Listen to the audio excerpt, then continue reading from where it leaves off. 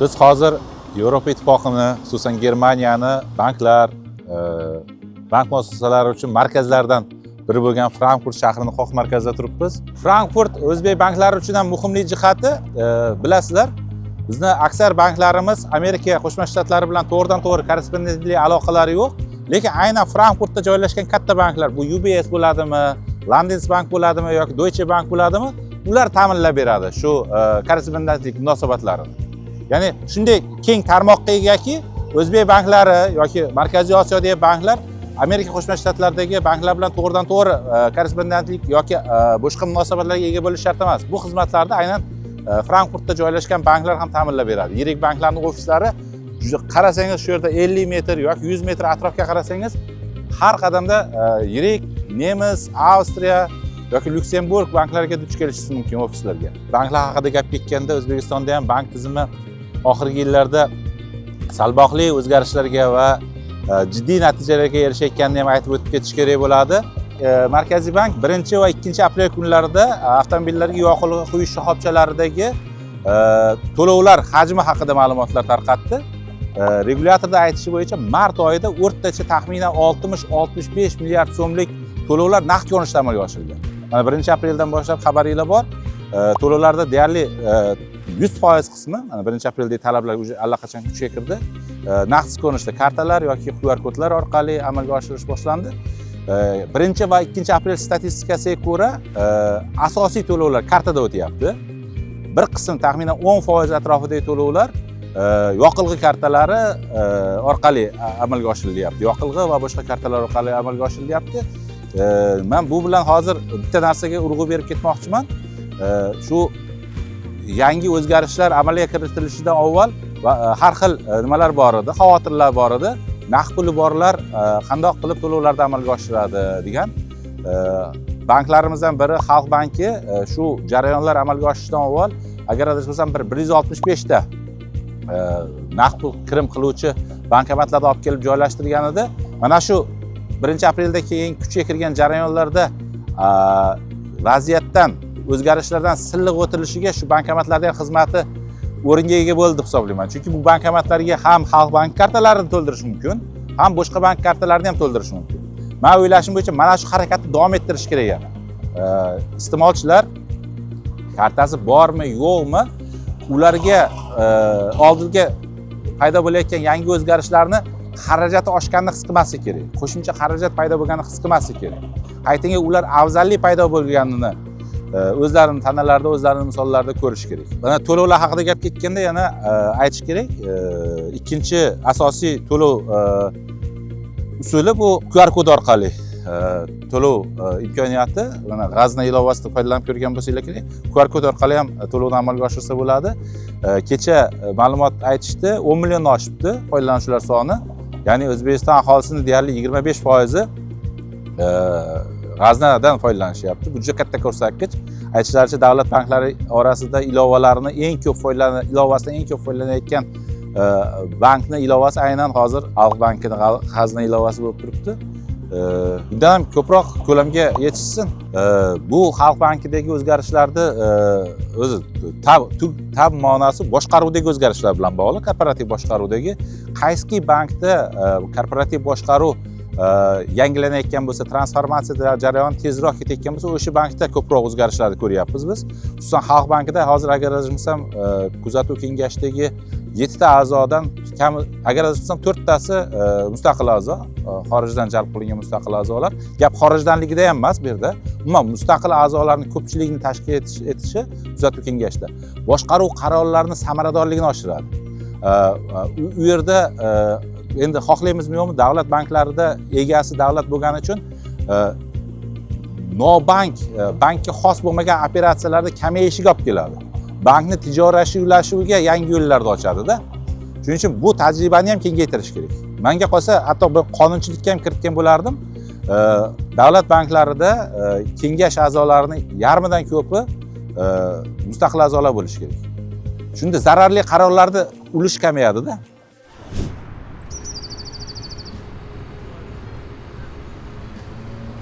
Frankfurt shahar yuqoriga o'sishi kerak degan konsepsiyaning yakkol namunasi va misolida. Toshkentga o'ng keladigan misollardan biri. Mana katta boshqa shaharlarda olib qarasangiz, Dublinda olib qarasangiz, Londonda olib qarasangiz yoki Myunxenda olib qarasangiz, u yerda 10lab, 20lab gektarlik katta parklarga duch kelasiz. Lekin bunaqa ulkan parklar nimada yo'q? Frankfurtda yo'q. Chunki Frankfurt azaldan kichkina ixcham shahar bo'lib turib rivojlangan, lekin Frankfurtliklar shunaqa bir oqilona imkoniyatini topa olishgan. Ular kichik parklarni saqlab qolish olgan yoki kichik parklarni, yashil zonalarni keng nima qilishda, tashkil etishda davom etishyapti. Mana shu hozir o'tirgan ishbilarmonlik markazi, qurilish davom etayotgan ishbilarmonlik markazi bitta namunalardan biri bo'lishi mumkin-da. Qarang, atrofni qarasangiz, qurilishi bitgan osmono'par binolar ham bor va qurilayotganlar ham mana qurilib, hali qurilish davom etayotgani ham bor. Lekin ayni bir paytda mana shu yashil hudud saqlanib qolingan va yashil hudud yana ham qamrovi oshyapti ham deb hisoblasa bo'ladi. Aytmoqchi bo'lgan bitta narsam bor. Hozir Toshkent shunaqa namunani o'ziga olyapti. Qanaqa namunaki yuqoriga qarab o'sish davom etadi va ayni bir paytda har bitta shu kichik zonalarda 30% lik hudud yashil zonalarga aylantiriladi degan. Shu o'rinda men o'zim bitta fikrimni aytib ketishim kerak-da, 30% lik hudud kam meni nazarimda. Agarda biz xuddi shu nimani Frankfurt misolini oladigan bo'lsak, bu yashil hududda agar o'sha qurilish bo'layotgan masjid 30% deb turib o'zingizga tasavvur qilsangiz va hozir mana shu joyda inobatga oladigan bo'lsangiz, yashillik nimasi qiyofasi saqlanishi 50% dan kam bo'lmasi kerak-da. Shuning uchun mana shu biz 30% degan o'lchovni inobatga olishimiz kerak. Kichik joylar uchun 30%, ya'ni aytaylik 1 gektarlik hududlardagi 30% inobatga olishimiz mumkin.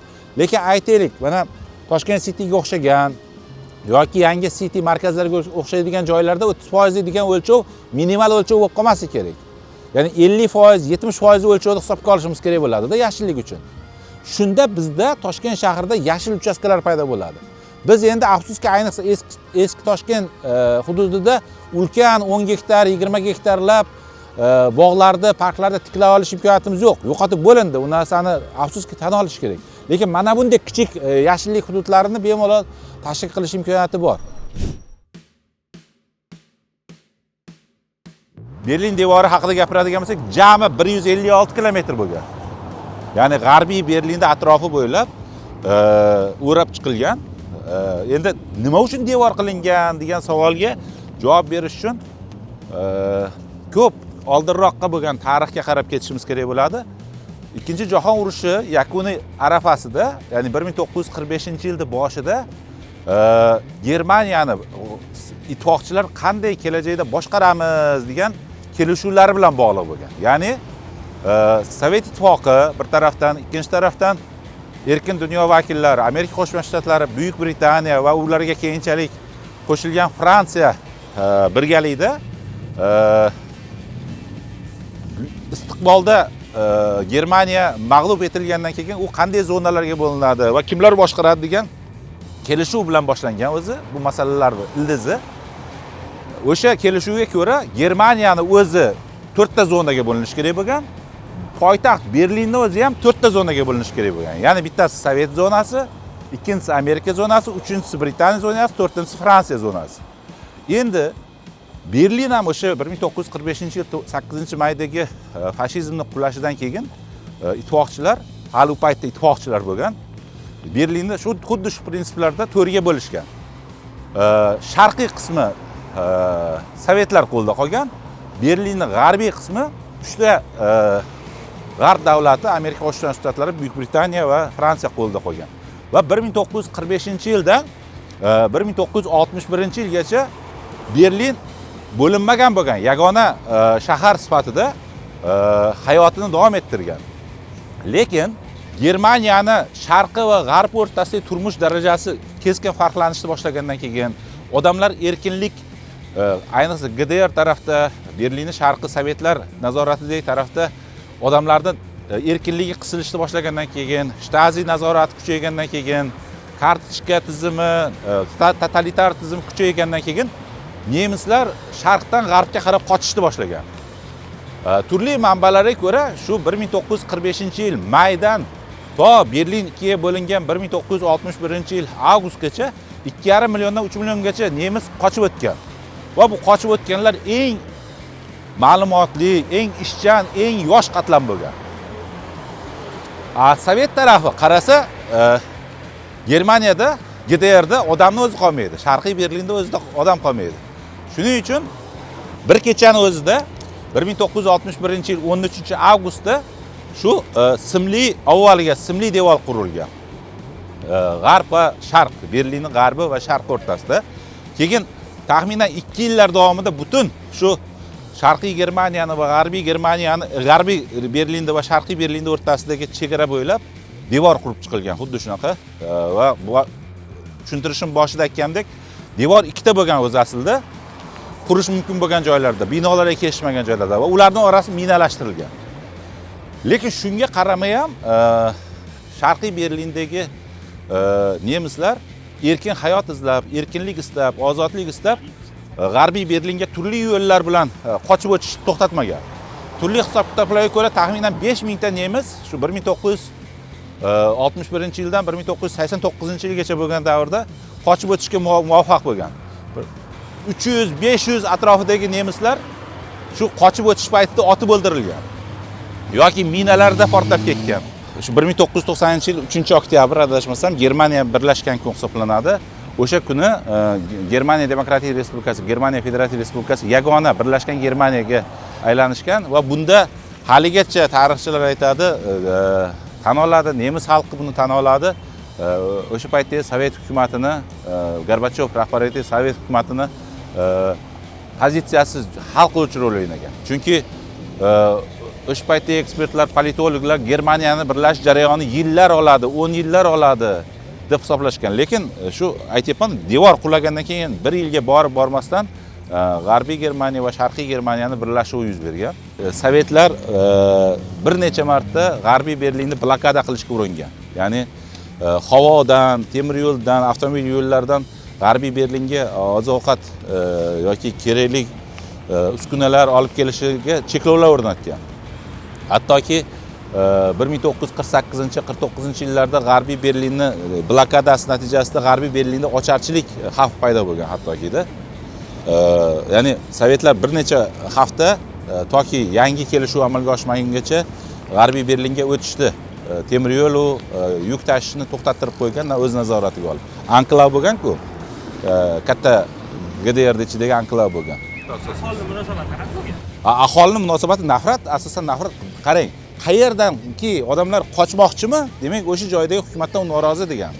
Millionlab nemislar, men hozirga aytdim, 2,5 turli manbalarga 3,5 million nemis Sharqiy Germaniyadan yoki Sharqiy Berlindan g'arbga qarab qochgan. Qochib o'tgan, G'arbiy Berlinga qarab qochib o'tgan.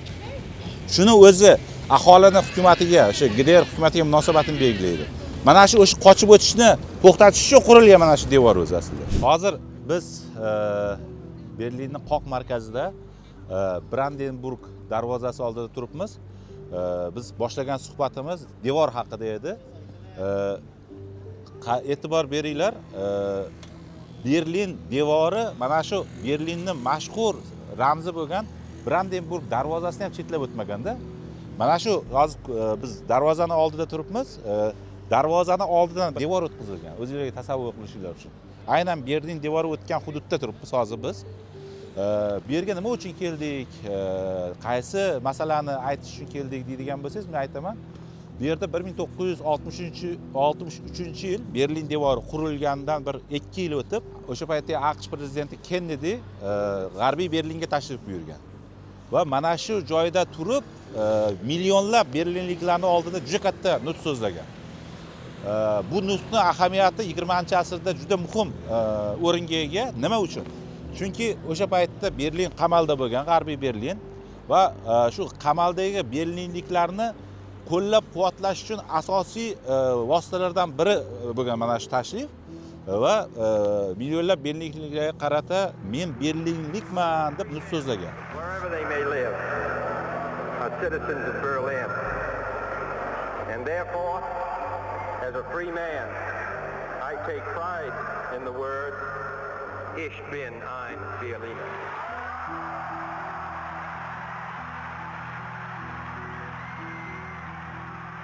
Buni nima uchun eslayapman? Qarang, hozir biz bundan 36 yil, 37 yil avval qulagan devor haqida gapiryapmiz, lekin yana dunyo o'sha eski xatolarini takrorlayapti-da. O'sha paytdagi Germaniyani, G'arbiy Germaniyani, G'arbiy Berlinni qo'llovi qanchalik darajada katta bo'lgan, lekin bugun Germaniya bilan, Yevropa ittifoqi bilan Amerikaning o'rtasidagi munosabatlar unday emas. Qaytanga sovuqlik tushyapti yana bir marta. Shu narsani eslab o'tib ketishimiz kerak. Bugungi Trampning siyosati Yevropa ittifoqiga nisbatan, xususan Germaniyaga nisbatan siyosatini o'zingiz solishtirib ko'rsangiz bo'ladi-da. O'sha paytdagi AQSh siyosati Yevropa ittifoqiga nisbatan, Kennedy siyosatiga qo'llovini. Qanchalik darajada farqlar kattayib ketganini ham his qilsa bo'ladi shu orqali.